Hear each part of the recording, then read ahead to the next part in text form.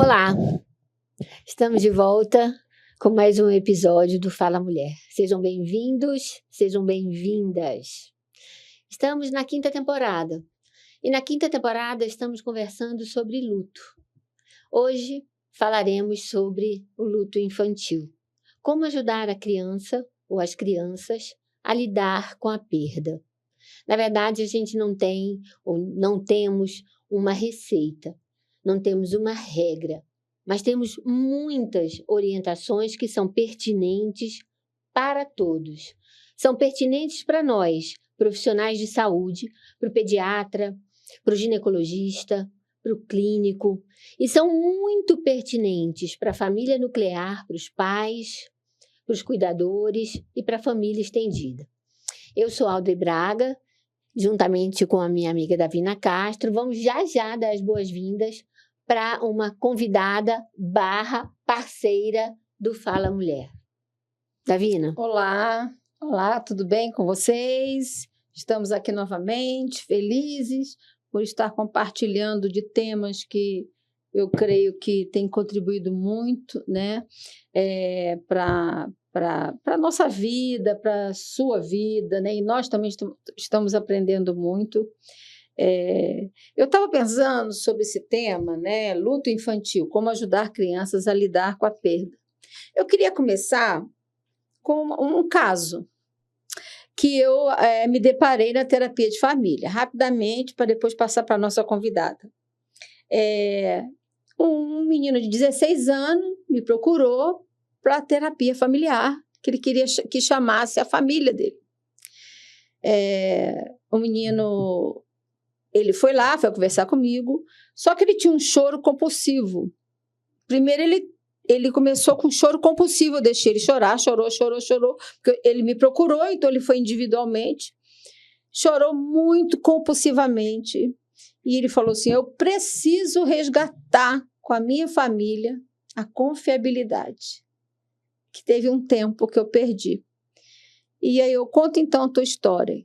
Ele tinha 16 anos. Aos 7 anos de idade, os pais muito ocupados, a mãe uma advogada influente aqui em Brasília, o pai um empresário também muito ocupado, viajavam muito. Então, quem cuidava dele era a avó e o avô. O avô fazia as tarefas de casa dele, da escola, ajudava, né, nas tarefas da escola, e participava das festinhas da escola, tudo, a maioria era o avô.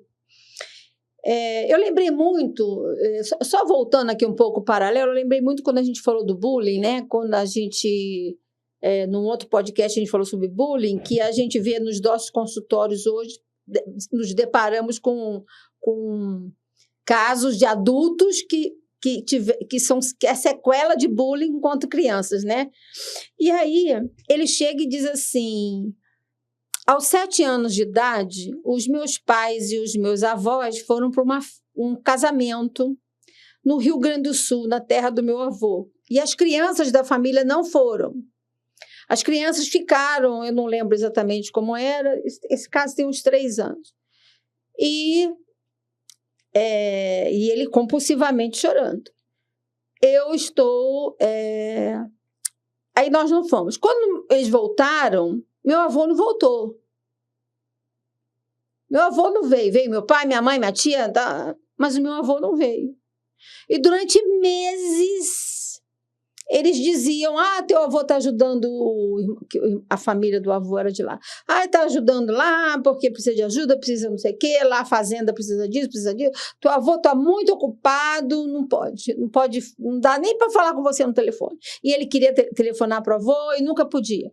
4 meses depois resolvem contar que o avô infartou logo depois desse aniversário, lá no Rio Grande do Sul, numa cidade lá. E lá ele foi sepultado porque a família do avô toda era de lá. E eles omitiram desse menino o tempo inteiro esse falecimento do avô. E o menino, a partir dos 7 anos, ele não quer estudar, não quis mais estudar, disse que não confia mais em ninguém, disse que não se sente seguro, disse que queria largar a escola, Aí entrou na dependência tecnológica, dependência de tela, entrou em jogos eletrônicos, em jogos virtuais, entrou entre várias outras questões pela internet e estava se sentindo perdido. E ele falou, eu acho que eu preciso ir lá ver a sepultura, o túmulo, né, do meu avô. Eu acho que eu fiquei lá. E acho que foi uma injustiça os meus pais não terem me contado aos 7 anos, já que meu avô que fazia tudo. Então, eu estou trazendo essa experiência como uma base para a gente conversar um pouco sobre isso, né? E só para a gente ver como foi difícil trabalhar com essa família e com esse menino. Então, os desdobramentos aconteceram, mas eu queria contar esse início que eu acho que seria muito precioso para nós. Então, está aqui, né, para a gente discutir. Talvez você em casa também esteja vivendo algo assim. Nós vamos passar para a nossa convidada, que é a nossa amiga, que já está aqui já várias vezes. Socorro, doutora Mais uma Socorro. vez agradecida, mais uma vez satisfeita em estar aqui, e ainda mais diante de um tema tão importante, né? Importante porque a gente viveu agora, há pouco tempo, quantas mortes, né? Quantas crianças não foram atingidas? E será que algumas dessas crianças também não passaram por isso, né? Pelo silenciamento, pela ocultação dos dados, por um teatro mal feito, que é tudo que a gente identifica nesse caso. Então, é um tema muito importante e eu agradeço a oportunidade de poder colocar aquilo que a gente estudou, aquilo que a gente também vivenciou com os nossos familiares e com os nossos pacientes. Fala um pouco da sua formação. Você é Eu pediatra? sou pediatra, formada pela Universidade de Brasília em 1988 e também tenho a residência médica em pediatria, habilitação em neonatologia. Também fiz o curso de especialização em saúde perinatal, educação e desenvolvimento do bebê. Também sou especialista em transtorno do espectro autista. Sou uma mãe atípica e sou avó, nora, esposa, profissional, né, amiga, transitando por vários espaços da sociedade. Obrigada, César. E aí a gente fala de luto, a gente necessariamente fala de perda. E as perdas iniciam na infância em idade muito precoce. E a gente nem se dá conta disso, né? Verdade. E aí eu acho que o pediatra somos nós, né? Pediatras, que acompanhamos desde sempre essas perdas que no dia a dia nós, enquanto pais, nem nos damos conta de que os nossos filhos começam a vivenciar os ciclos da vida com as perdas lá na infância, quando eles nem se dão conta, muito longe do pensamento abstrato, que vai levá-los a entender o que de fato é a morte. Então, o luto envolve emoções muito importantes. E envolve uma que é extremamente forte, uma das emoções básicas da nossa vida, de todos nós, que é a tristeza, que demanda considerações, que depois reflete em mudanças, e que neste processo, vejam, processo, não é uma ação, não é um comportamento, portanto, o tempo ele é variado, porque todo processo pode ser variado de pessoa para pessoa, então nós estamos falando disso, né? Então, entender o luto, que envolve uma emoção básica extremamente forte e que envolve mudanças de comportamento, que envolve readaptação, incluindo figuras de apegos diferentes, e aí quando a gente vai falar de luto por perda de algum dos genitores, mas lembrando que luto na infância também envolve perdas de pets. Animais de estimação são figuras de referência importantes para crianças e que não devem ser simplesmente substituídos. Pronto, já estou fazendo discurso, me interrompe aí, pelo amor de Deus. Embora que eu já estou fazendo discurso, mas é só porque eu queria dar uma ênfase nessa questão da substituição do objeto amado. Exatamente, né? Quando a gente fala de perdas, a gente pensa no luto, mas o luto ele é vivenciado não apenas com pessoas que foram, que se foram. O luto ele é vivenciado, por exemplo, quando a criança perde a mãe para o trabalho. Sim. Aquele momento ali da separação, para a criança é um momento de desamparo. Até os 2 anos, a criança não tem muita consciência do que é a morte, de como é o sentir, o que eu estou sentindo. Por isso é importante nós estarmos o tempo todo carregando essa bateria desse bebê, dessa criança de 0 a 2, que a gente vai usar aqui um pouquinho os estágios de Piaget, que foi um estudioso que trabalhou muito com essas classificações. Existem outras, mas o Piaget ele trabalhou com estágios do desenvolvimento cognitivo. É o quanto a criança consegue captar do meio. E essa criança de 0 a 2 anos, ela é muito dependente das pessoas. Ela é muito egóica, é egocêntrica. O mundo gira. Eu quero comer, está ali o peito, está ali a papinha. Eu quero a minha mãe, eu olho para ela, ela já vem e me responde. Então, quando a mãe sai de cena, e outra pessoa entra, ali é uma perda. Sim. Perda daquela figura primordial que até tantos meses esteve comigo o tempo todo, e aí ela tem que fazer um processo de adaptação. Quando você tira aquele objeto que ela chupa todo dia, e aí é um momento em que eu gosto de sempre fazer um acompanhamento. Tem pais que pegam a chupeta, enterra a chupeta, e aquilo para a criança é algo terrível, terrível. Então, são perdas de objetos transicionais que dava apego. Aquele bonequinho que ela gostava, que de tanto lavar, que ele ficou tão esfarrapado que a mãe dá um jeitinho de surrupiar e esconder, e aquela criança passa a sentir aquela ausência. E aquela ausência gera um desamparo.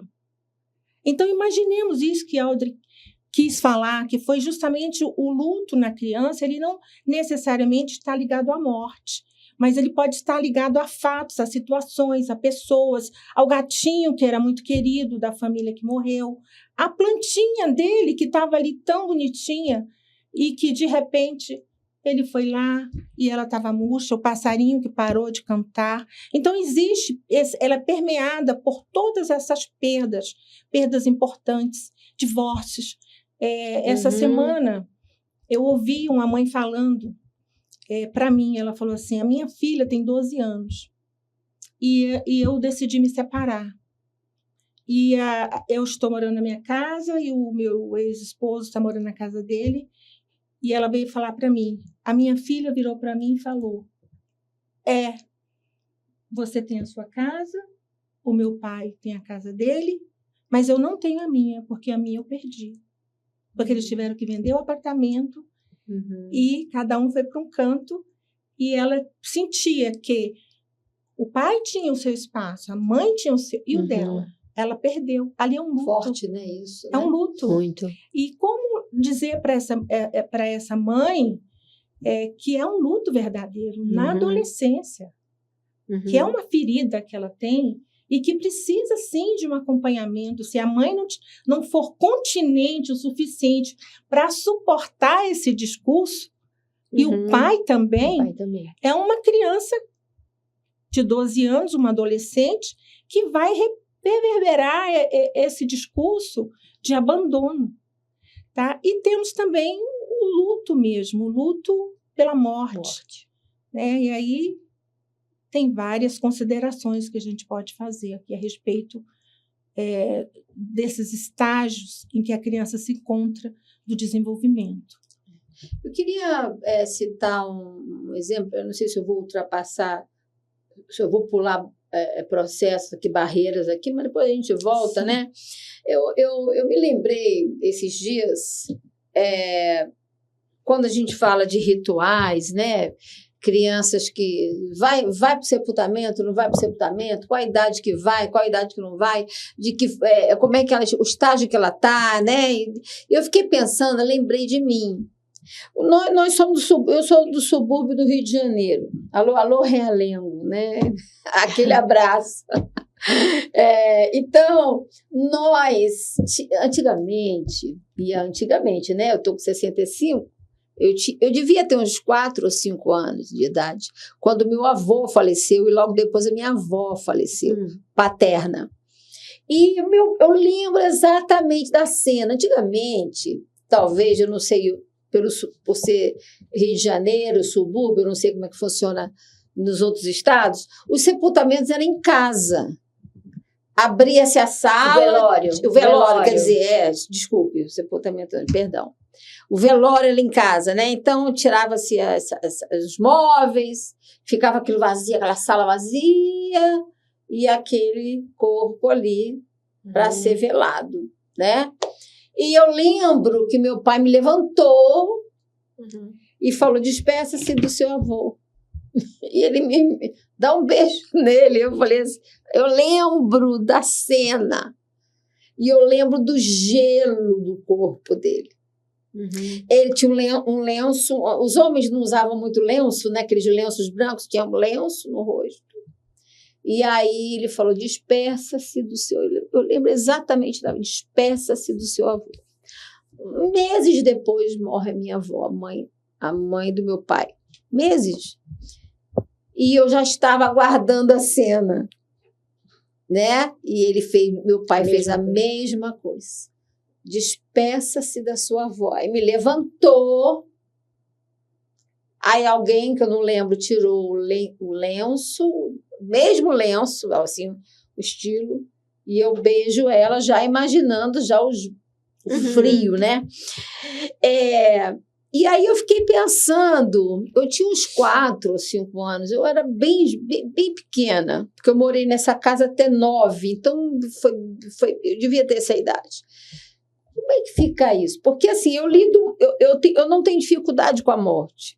Eu não tenho dificuldade com luto, de uma certa forma, eu percebo isso no meu dia a dia. Eu tenho outras dificuldades, mas não essa.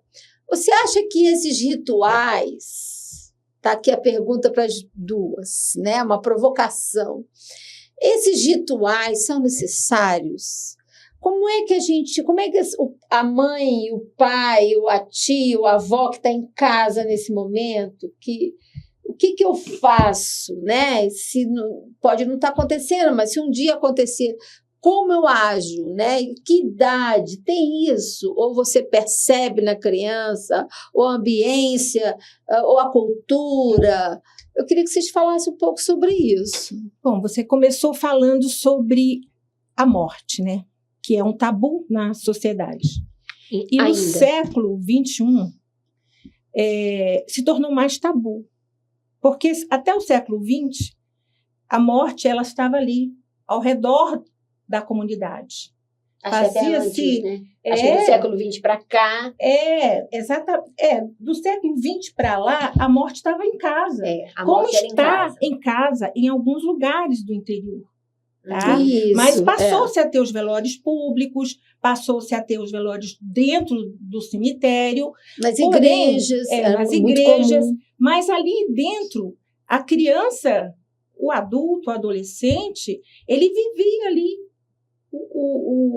todo aquele velório, com toda aquela cantoria, com todo aquele rito de passagem, com toda aquela conversa. Há lugares que até colocava comidas, né, para que as pessoas que estivessem ali fossem visitar. Então, era tido como algo que fazia parte da vida. Como é, na verdade, né?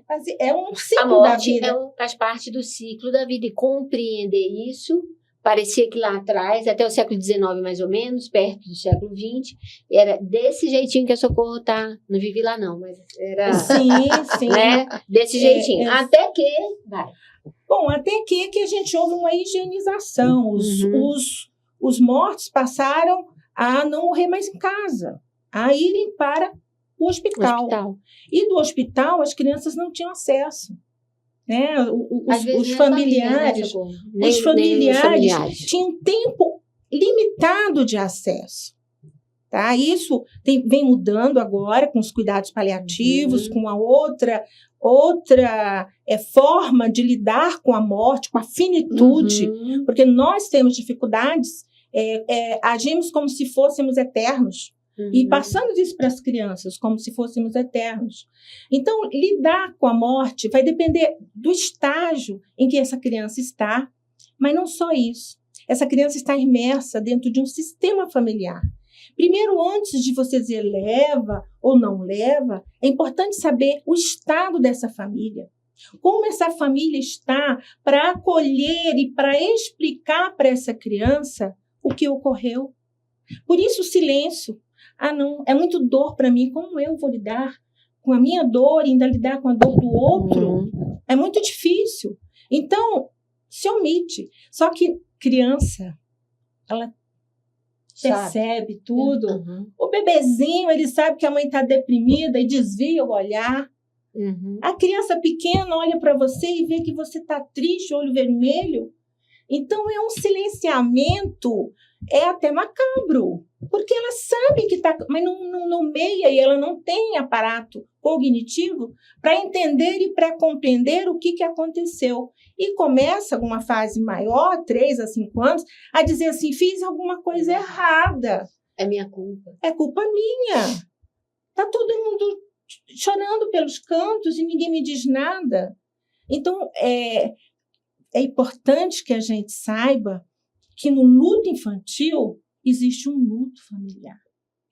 Né? Então, às vezes, é necessário primeiro acolher essa família ou a própria família tornar-se ciente das suas próprias emoções. O quanto eu estou sabendo conter esse processo no início, principalmente a fase aguda, vai depender de algumas coisas. Primeiro, o vínculo que essa criança tem com a pessoa que faleceu. Era um vínculo frequente? Era uma pessoa de cuidado que cuidava dela? Era uma pessoa que estava ali no dia a dia dela? Era uma pessoa que supria as suas necessidades? Porque também a gente não pode esquecer as crianças vulneráveis, que de repente perde um pai de família e a vida dela transtorna, e a mãe fica muito transtornada. Então, depende de qual era o laço de parentesco. E nós também sabemos e queremos que a morte ocorra assim, dos mais velhos. Os mais velhos vão primeiro. A gente entende mais. Ontem eu estava no sepultamento de uma que foi minha orientadora do mestrado. E eu fiquei muito triste, porque era uma pessoa muito querida, participou na minha banca de doutorado. E estava ali todos os colegas, os professores, uma professora muito querida aqui em Brasília, e eu percebi 2 crianças indo para um outro enterro. Aí eu fui, que eu ia falar hoje, né? Fui ver como é que estavam essas crianças e perguntei para a mãe, o que você avisou para elas? Quem é que está? Era a bisavó delas. E a mãe delas, que era a neta, estava muito tranquila. E essa segurança da mãe foi passada para o filho de 7 para a menina de 10. E o de 7, ele chegou, já entrou lá, já ficou olhando a mãe. E eu falei assim, como você falou? Não, a gente em casa é muito transparente. Ela já estava doente. Eu falei, mas tinha proximidade? Tem, a gente mora no mesmo terreno. As crianças tinham proximidade. E aquela criança estava ali participando das coisas. E eu achei interessante, a senhora tinha 97 anos, estava toda arrumada, toda de brinco, de colar, e tinha alguém cantando, não deixa o samba morrer, porque diz que ela era muito alegre. Ai, e que ela jamais permitiria um enterro triste, sabe? Então, assim, para aquelas crianças, ok. A mãe conversou muito bem. A mãe estava jóia. Então, esse é o termômetro. O termômetro é como está a pessoa que vai ser continente dessa criança. E como está o estágio dessa criança. E qual a ligação dessa criança com o morto. A fala é sempre assim, morreu. A criança pequena, ela não tem uma consciência de que a morte é irreversível. Por isso, jamais alguns falar... conceitos de abstração espera-se que a criança seja mais velha. Até aos 7 anos, 8 anos, que ela está já no operacional mais concreto. Mas antes disso, sua avó descansou. Se ela descansou, ela vai deixar de descansar e vai me visitar. É isso que você fala que jamais. Jamais. A sua avó dormiu. Ela dormiu. Há crianças que a avó Viajou, né? viajou, não veio, ou Papai do Céu chamou. Olha só, Papai do Céu chamou e... Que cruel, né? Que cruel esse Papai do Céu. Tirou de mim, a minha mãe, tirou de mim, a minha avó querida. Então, tem que falar que morreu. Porque a morte, ela é universal, mas ela é individual, né? O luto, ele é universal, mas cada um tem a sua singularidade. A morte, ela não tem jeito. Ela não retorna. Ela é irretornável, ela não tem como dizer desmorri. A gente não tem essa opção, então não vai voltar mais. A morte, ela tem a ver também com a não funcionalidade. Ou seja, é uma causalidade. Morreu de quê? Não funcionou. Não funcionou o pulmão, não funcionou o rim, não funcionou o coração, não funcionou o cérebro. Vai indo. Então, a criança tem que entender que houve, sim, uma interrupção da vida, que não vai voltar. É irreversível. É lógico que aí você dá margem para as crenças. Existem crenças familiares... várias, diversas, depende da cultura. Nós vivemos no mundo ocidental. No mundo ocidental, nós temos a cultura cristã, né? Dentro do cristianismo, a gente tem aqueles que pensam que a gente pode botar vela, que você pode ir lá no túmulo. Tem aqueles que pensam assim, olha, ele vai voltar em outra pessoa, de repente vai voltar para perto de nós, ou ele está lá, uma hora ele vai ressuscitar. Então, existem vários. Nada impede que você, uma criança numa idade adequada, você coloque para essa criança esse seu discurso cultural e religioso. Porém, o que tem que deixar claro é a irreversibilidade, a universalidade e a causalidade, que é a não funcionalidade.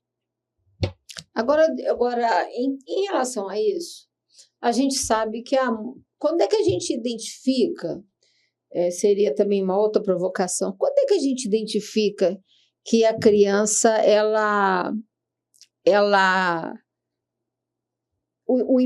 a morte, ela não foi elaborada por ela, né? Que tipo de comportamento que a gente poderia começar a antenar, começar a se preocupar, procurar ajuda? Quando isso acontece? Quais são os sinais, os sintomas? Isso. Aquilo que a gente tem observado, que a criança não elaborou aquela irreversibilidade, né, que você fala da morte, né? Até 2 anos, a criança tem a figura de apego, né? E aí ela entende a ausência como desamparo. A criança até 2 anos, ela precisa se sentir amparada. É como ir para a escola, né? Quando vai para a escola. É um desamparo, tá? Então, nesse momento, é continente mesmo, é contingência. É pessoa substituta, se é que continua a mesma pessoa que tem aquela função primordial de cuidador, que nem sempre é a mãe, viu, gente? Às vezes pode ser uma avó, às vezes é uma tia preferida, às vezes é uma babá que faz esse holding, esse handling, sustentação muito bem feita. Cuidar dessa criança, estar atento e manter ao máximo a sua rotina, manter ao máximo aquilo que é feito no dia a dia, evitar de protelar, digamos, se ela tem um passeio ao sol, manter o passeiozinho, se ela tem as brincadeiras, manter. E se a pessoa está triste, dizer para a criança, olha, eu estou triste. Muito importante. Ela não entende ainda de emoções, né? As emoções, elas ainda não são decifráveis para ela, mas ela consegue ver a emoção no seu rosto. Então, você diz assim, eu estou assim porque eu estou triste, sabe? Mamãe morreu, não é? Aí você conversa com a criança entende prosódia, entende tom de voz, entende a assertividade e segurança daquele que está ali. Se a criança tem entre 3 e 4 anos, ela é uma criança que ela já está também no imaginário, sabe o mundo de Bob, o verdadeiro mundo de Bob mesmo? Que é o pé da cadeira, imagina um pé na cadeira. Então, você fala assim, ela virou uma estrelinha. Nossa, eu também vou virar uma estrelinha. Primeiro, ele não entende astronomia, não sabe nem o que é uma estrela, né? Assim, olha para o céu, é um brilho. Um pontinho. E um pontinho. Assim, minha avó ficou... Então, assim, é estranho. Então, é importante falar da morte. Agora, vai ao enterro, é importante ir. Esses rituais são importantes. Agora, tem que avaliar. Vai ser um enterro onde foi uma morte catastrófica, trágica, onde você vai estar lá vendo a criança vendo a mãe desmaiando. Exatamente. Então, essas mortes inesperadas precisam ser avaliadas de uma outra forma, né? Desculpa te interromper. Não, mas principalmente psiquiatra, né? Porque vale essa avaliação, veja, são coisas diferentes do que a Socorro está falando, de que você precisa falar claramente sobre morte, participar de rituais, como compreender essa finitude e essa irreversibilidade, e participar de funerais, por exemplo, por acidentes, de mortes inesperadas de alguma forma, e não devidamente anunciadas, que são as mortes em que as pessoas estão doentes e que você, a finitude, né, e você, muitas vezes, você faz esse luto, né, antecipatório, da criança estar vivenciando isso, né, pessoas, grito, choro, e aí esse filtro precisa ser feito. Então, são coisas e situações bem diferentes. Inclusive, há propostas, né, de estudos na literatura que seja orientada aquelas pessoas que estão lá, olha, se é pai ou se é mãe, olha, o filho vai vir. Então, as pessoas que não estão conseguindo, alguém fique com essa pessoa, tire essa pessoa. Isso que eu ia perguntar. Essa pessoa. Se teria um terceiro para intermediar isso. Tem as pessoas que, havendo criança, você vai lá ver como é que tá. Como é que tá o clima. Igual quando eu vi aquelas crianças chegando, eu falei, vou lá ver como é que tá o clima. Porque eu já sabendo disso. Mas o clima estava tão leve que eu saí despreocupada. Agora, se o clima não está bem, você antecipa, olha, vai chegar. As crianças, os filhos chegarão. Então, vai ficar pouco tempo, não precisa ficar muito tempo, mas vai ficar o tempo suficiente para se despedir e ver. Ver. Vai enterrar? Vai. E se perguntar? A gente se incomoda com a pergunta. Mas vai enterrar e como vai respirar? Não está mais respirando. Tem que ser claro. E breve, né? E breve. A criança gosta de respostas e perguntas. Isso é muito bom para quem está em casa. Você ouvir isso, que eu acho que isso é imprescindível, isso que as doutoras estão falando. Porque essa mensagem tem que ser clara. Porque nós fazemos rodeios, talvez eu lide com o luto, com a morte, eu não estou falando nem só o luto de outras características, mas a morte em si, a finitude, eu posso lidar de uma forma, né? E a criança, ela vai se espelhar talvez em mim, ou ela tem uma outra forma, ela tem uma outra ressignificação da morte, né? E a depender da idade, a criança não tem o conceito de morte. Então, a criança novinha, porque envolve conceitos abstratos que a criança não faz. Então, a partir dos 7, 8 anos, nessa etapa do desenvolvimento, que a Socorro explicou inicialmente, é que a criança pode começar a assimilar determinados conceitos, incluindo o conceito da morte. O conceito definido mais como finitude, irreversível, e ter uma não funcionalidade, ou seja, ter uma causa que fez com que a gente parasse de funcionar a partir dos 10 anos, que é um conceito mais claro de morte. Então, ao longo do desenvolvimento, você pega um desenho infantil, você pega uma historinha, principalmente os desenhos animados. Eles retratam, a pessoa morreu e viveu. A pessoa morreu e viveu. Ela morre aqui, está na cena seguinte ali. É assim que a criança entende perdas. E esses lutos, por exemplo, nós temos os sofrimentos sazonais, né? Por exemplo, eu vou lembrar no dia do aniversário, eu vou lembrar no dia de alguma festa. Sim. Você acha que a criança percebe isso? Qual a idade que a criança pode ter isso? Desde bebê. Ela percebe por causa do adulto. Da emoção do outro. Da emoção do outro. O bebê, a criança maior, ela se norteia pelo meio. ela se norteia pelo sistema. Como é que está funcionando esse sistema? Uhum. O sistema está equilibrado, o sistema está continente, o sistema está dando o suporte que ela precisa, está dando a palavra adequada, ou esse suporte está desorganizado? Aí vai muito da família, de necessitar ou não de suporte. Outro suporte que a gente tem da criança é a escola. A escola precisa saber como lidar. Uhum. A gente teve um caso agora de uma criança que foi assassinada dentro da sala de aula, um adolescente. Sim.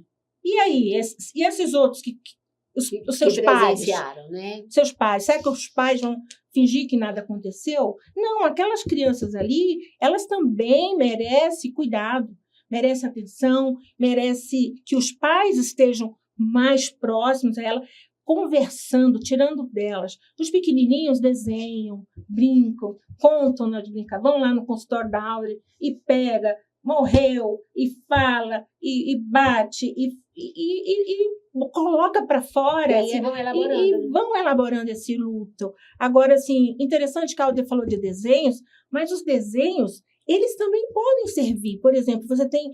As crianças amam muito Frozen. O que aconteceu com os pais da Frozen? Morreram. Uhum. Num naufrágio. Não é? Então, ali você fala, olha, morreram. Mas como essas irmãs reagem a esse luto, a essa perda? Cada uma de uma forma. Né? Você tem Up nas alturas. A esposa do velhinho morreu. E ele não realizou o sonho dela, mas isso não quer dizer que ele não pudesse realizar depois. Você tem histórias, Cinderela, né, que a mãe morreu, e sim. Então são várias. Então, assim como tem o ilusório, você também tem livros, Aldi tem vários livros, que é uma forma de você transmitir isso para a criança. Eu estou perguntando porque a gente me lembrou os episódios anteriores que a gente falou sobre parentalidade positiva, né? Desse respeito à criança, né? Sim. A criança, ela é um sujeito de direitos, né? E, consequentemente, é sujeito de cuidados, né? De respeito. E me lembrou agora alguns episódios que a gente teve, você que está em casa, depois você assiste, a gente tem vários episódios sobre isso, a doutora Socorro também já esteve presente aqui falando sobre parentalidade positiva. Quando vocês falaram sobre esse cuidado, né, com a criança, a escola com a criança, a mãe com a criança, tem a ver com, eu poderia dizer que tem a ver também com essa parentalidade positiva? Tem. Porque uma coisa está amarrando a outra, você está percebendo? Por isso que é legal a gente fazer essas sequências que a gente está fazendo, porque uma coisa está colaborando com a outra. Inclusive, há países que eles têm esse centro de acolhimento às crianças enlutadas. Tá? E eu estava ouvindo uma cientista brasileira que trabalha sobre luto e ela disse que foi num desses lugares e que também o próprio terapeuta ele tinha que colocar de que ele estava enlutado, porque o próprio terapeuta tinha que estar enlutado para trabalhar com aquelas crianças. E tinham cores. Eu perdi o avô, era uma cor, perdeu a mãe, era outra cor, perdeu o pai, perdeu o amiguinho, perdeu o cachorrinho. E aí eles trabalhavam, ou seja, um projeto governamental a respeito dessa criança ser acolhida no seu momento de dor, no seu momento de luto. Que é o que a gente viu agora na perinatalidade com esse projeto, né? E quem sabe Sim. posteriormente. Porque a gente teve muita situação de vulnerabilidade. Muitas crianças na pandemia, vários estudos mostraram quantas crianças ficaram órfãos de pai e mãe, órfãos de um ou de outro, órfãos do supridor da casa. E a situação de vulnerabilidade se complicou ainda mais. Então, o cenário da televisão também mostrou muita coisa, muita coisa. Muitas urnas, né, dentro de caminhões. E outra coisa, você não pode elaborar o seu luto com ritual, né? Muitos não viram. Adultos que já compartilharam comigo a tristeza de não ter podido se despedir da mãe. Sim. Porque foi logo no início, ela entrou no hospital, e lá do hospital mesmo já foi para o caixão, simplesmente depois deram um númerozinho de onde estava enterrado. Porque aquela fase inicial não podia ter. Né? Então, até essa, era uma adulta, mas conversou comigo que quanto ela sentia saudade da mãe e o quanto ela sentia não ter vivenciado isso. E aí a gente proporciona para a criança rituais também para os adultos. Rituais de maneira que ela possa vivenciar, escrever cartinhas para... Não que ela vai receber a cartinha, mas é aquilo que você está vivenciando. Álbuns. Meu pai, quando a minha mãe faleceu, ele achou uma injustiça, porque ela tinha que ir depois dele. Como assim? Quando eu contei. Como assim? Ela morreu primeiro que eu? Tipo assim. E ele passava o tempo, álbum. E a gente deixava ele olhando os álbuns. Era uma forma que a gente poderia querer tirar tudo do falecido, do defunto, do morto. Não, sabe? Vai com calma. Deixa ali as fotos. É um recordatório. São os momentos. E a gente sentava junto e dizia assim, pai, conta como foi isso. Da mesma forma nós podemos fazer com as crianças. Não é você tirar a memória daquele que se foi, mas é você trazer aquilo que estava fora para dentro como algo que vai ser internalizado e vai ser memorável. E não vai ser difícil. A gente faz até hoje a festa do aniversário dos meus pais, que é a nossa festa julina, porque os dois eram um de junho e outro de julho, e colocamos o quadro para que os netos conheçam a história de quem foi ele, quanto ele foi bom, de quem foi ela. Que eles estão ali por causa dela. Então, deixa de ser um ritual. É um ritual familiar. E é um ritual no qual a gente não transforma esse luto em homenagem, em alegria. Lógico, faleceram numa idade adequada. Sim. Não foi nenhuma morte trágica, foi uma morte, lógico, com enfermidade, com uma causalidade, mas no tempo já em que se espera que as pessoas morram. É ruim quando você lida com famílias que são mortes inesperadas, né? Agora, quando é que... Vou voltar à pergunta. Eu estou sem horário aqui, Audrey. Não, ok, podemos. Porque me diga uma coisa. Quando por mais que essa mãe... Meu papel aqui é meio provocador, gente, tá? Eu sou desse jeito. Elas estão aproveitar uma psiquiatra, uma pediatra, então nós vamos aproveitar aqui. A criança, vamos dizer que eu fiz todo o processo, eu entendi, a criança entendeu, quer dizer, se não entendeu, ela vai ela foi elaborando, informada de uma forma adequada, respeitando a sua etapa de desenvolvimento. Exatamente. E a nossa forma de comunicar. Eu fiz tudo que certinho, conforme eu respeito a criança, a idade. Agora, quando é que eu identifico, quando é que eu começo a me preocupar, se é essa palavra que eu pudesse usar, que meu filho está em estado de sofrimento e esse luto está trazendo para ele um prejuízo, né? Como aconteceu com aquele paciente que eu falei, né? Que ele já estava com 16 anos, ainda com consequência de 7 anos, de quantos anos? 9 anos anteriores.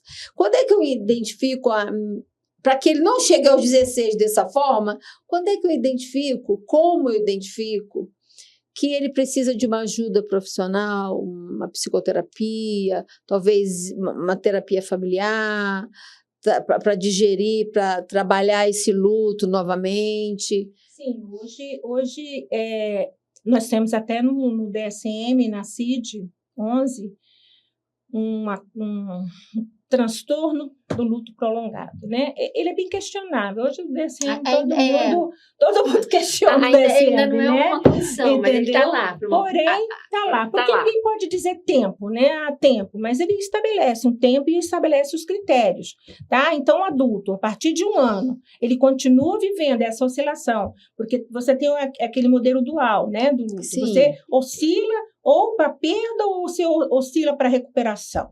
E ele não está oscilando para recuperação, ele está só na perda. Ele está só ruminando a morte, o ruim. Ele não participa mais. Eu estou falando do adulto, né? O adulto está ali, ensimesmado naquela situação, não participa das coisas da vida, das rotinas de vida diária, está sempre aprisionado, está triste, depressivo. Lógico que esse adulto vai repercutir também no comportamento da criança. Essa criança, ou jovem, ou adolescente, ele percebendo esse movimento, ele também vai se entristecer, vai se ensimesmar, vai saber que não pode falar, que é preciso se calar, que é um segredo familiar, igual esse jovem. Não posso falar. Por quê? Porque eles não me contaram a verdade. Então, eles não confiaram. Então, preciso restaurar a confiança.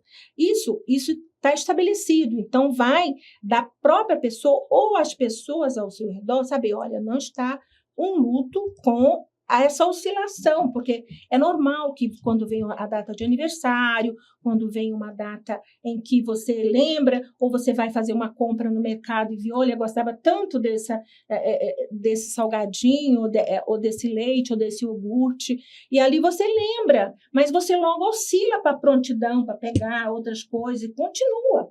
É uma oscilação, não existe aqueles estágios, mas existe o oscilar. E para a criança, o prazo que o DSM dá e a CID são de 6 meses. A criança já voltar, não quer dizer que ela não vai ter momento em que ela vai lembrar, né? Principalmente, falar, e chorar. tem que ter esse espaço do deixar lembrar, do deixar chorar, do chorar junto com essa criança, do acolher a sua dor. Mas se aquilo ali não está sendo suficiente, vamos procurar um especialista, procurar uma ajuda. A família, não é só a criança, mas a família está precisando de uma ajuda.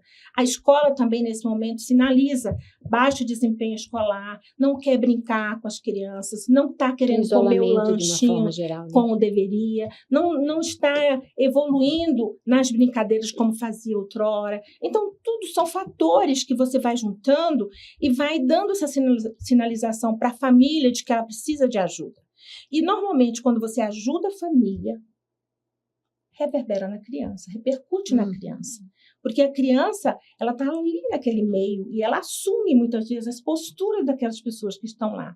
Se aquela pessoa que está vivendo um luto mal resolvido se resolve, ela vai ter competência para absorver as dores dessa criança. Mas se ela não está dando conta nem dela, como é que ela vai acolher essa criança nas suas dores, nas suas lutas, nos seus questionamentos? Tem uma coisa que eu queria falar, na verdade, duas. A primeira coisa a gente está falando muito do falar diretamente, falar claramente. E para a gente ficar confortável em falar claramente, acho que tem uma coisa que ainda é mito, que é achar que a criança, e talvez muitas pessoas façam isso, é por achar que a criança não deve sofrer. A criança não deve, ou a criança não pode, ou que a criança não dá conta. E esse é o primeiro grande equívoco no momento de comunicar esse perfil de perda que leva a luto. Então, essa é uma grande questão, né? Da gente aprimorar a forma de comunicação, e não precisa curso para isso, não. É exercer a gentileza ao comunicar claramente sobre uma perda. A outra coisa é que, assim, tem todo o núcleo familiar que impacta diretamente no modelo de absorção, de aprendizagem, de uma forma geral, do comportamento infantil. Mas a gente também não vai esquecer o temperamento. Todos nós vemos com características próprias, que são o nosso temperamento, que é o nosso jeito de ser. E o nosso jeito de ser impacta em como a gente vai responder ou não a diversos estímulos, e inclusive ao luto. Então, o que se espera? A gente falou desde o começo que luto é um processo. Para o adulto e para a infância, vários estudiosos estabelecem as etapas. O que é importante? Não é falar sobre as etapas, mas entender que existem as etapas, e nessas etapas estão subdivididas e estudadas os processos que envolvem um sofrimento importante, um amortecimento do sofrimento e uma recuperação que envolvem as memórias afetivas e o meu viver com as minhas memórias afetivas. E eu posso voltar do primeiro estágio? A criança pode voltar? Ela pode não sair do primeiro estágio, assim como o adulto pode não sair do primeiro estágio. E aí, ao invés desse sofrimento intenso, que é o marcador que você está perguntando para a gente. Como é que eu identifico? Veja, eu tenho um sofrimento importante, brutal, porque a dor, a depender do que a Socorro já comentou, o vínculo que a criança tem com quem ela perde, ou com a figura que ela perde, a forma como é contada, a etapa de desenvolvimento, quão pertinente ou quão continente foi a pessoa que contou e que vem sendo ao longo. Então, são nuances, né?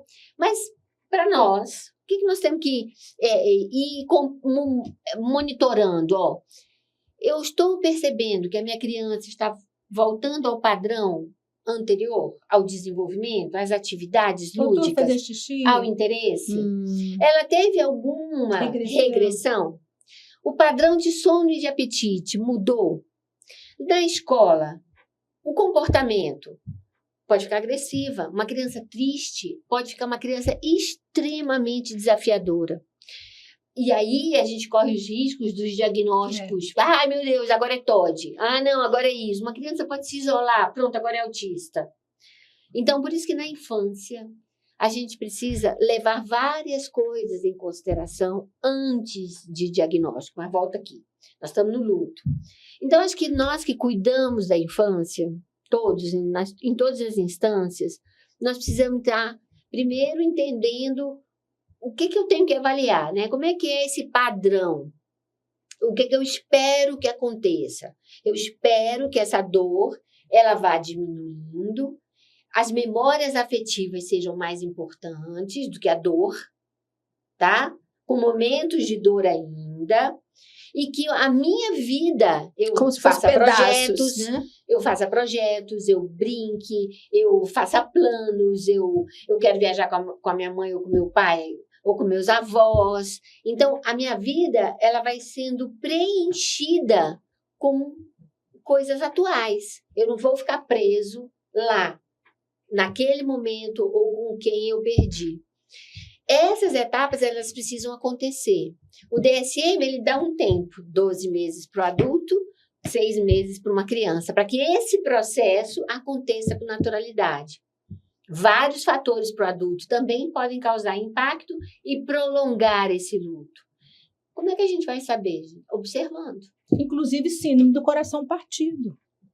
É uma das coisas que pode acontecer no luto, porque é um estresse tão grande que a liberação de adrenalina na criança altera. Não, no adulto. No adulto. Então, você sabe, olha, a mãe está com a síndrome do coração partido. Então, provavelmente, o luto nessa casa não está algo harmonioso. Né? Uhum. E gente, e aí quando a gente fala, né, um luto prolongado, uma questão nuclear, uma questão da fase, da família, sofrer é muito difícil. Perder pessoas que a gente gosta é muito difícil. Então, quando a gente pontua, né, família, porque nós cuidamos de infância, nós sempre vamos olhar e tentar organizar um núcleo familiar para que isso seja facilitador para o desenvolvimento daqueles de quem a gente cuida. Mas também a gente entende que, por sofrer ser nada fácil, Socorro falou, você perguntou, a família às vezes também precisa de encaminhamento, de orientação, de monitoramento. Quem faz isso? Às vezes o próprio adulto, opa, não está nada bem, isso aqui não está indo bem não, isso aqui tá dando ruim. Os amigos, a família próxima, né, que são os que podem falar, olha, você precisa disso, vamos lá, te ajudo aqui, eu te dou suporte aqui, porque não é fácil, não é um processo que a gente deva minimizar para quem está passando. E é absolutamente individual, com características próprias, com um esforço pessoal para a gente ir evoluindo e não ficar preso nem pela gente nem pelas pessoas que já partiram, com o sofrimento que é doído pra caramba. Mas tudo para dizer que, quando a gente fala de família, não é nem responsabilizando, muito menos culpabilizando, quando esse luto se torna tão prolongado para a infância. Mas ele precisa ser respeitado e melhor compreendido. E dizer que também não tem fórmula, né? Não existe uma fórmula X, existem estudos, existem pesquisas, determinados grupos que são feitos, que são avaliados e que veem a melhor forma de estarmos auxiliando essa criança e essa família. Mas o importante é essa empatia, é a compaixão, é o estar junto, é o reconhecer o sistema, é entender primeiramente, até teoricamente, os processos que existem e ver naquela família quais deles têm sido mais prominentes ou mais visíveis e de que forma nós podemos atuar como profissionais, ou às vezes como amigos, né? Ou como pessoas que vão se servir de suporte. É muito lindo a gente ver hoje, a gente tem um pouco mais de idade, né?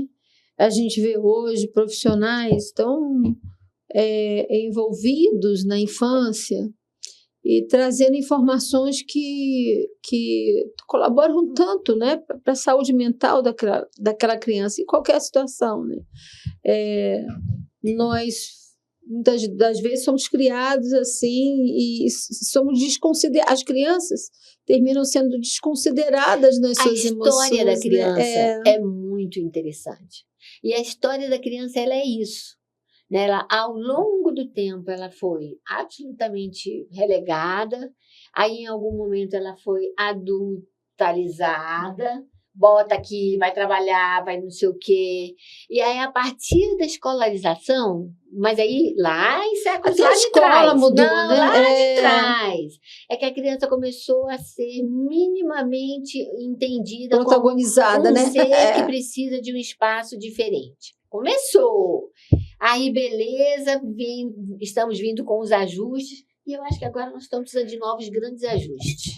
Agora nós estamos com a criança idealizada, sabe? Muito forte nas famílias, porque elas se tornam escassas.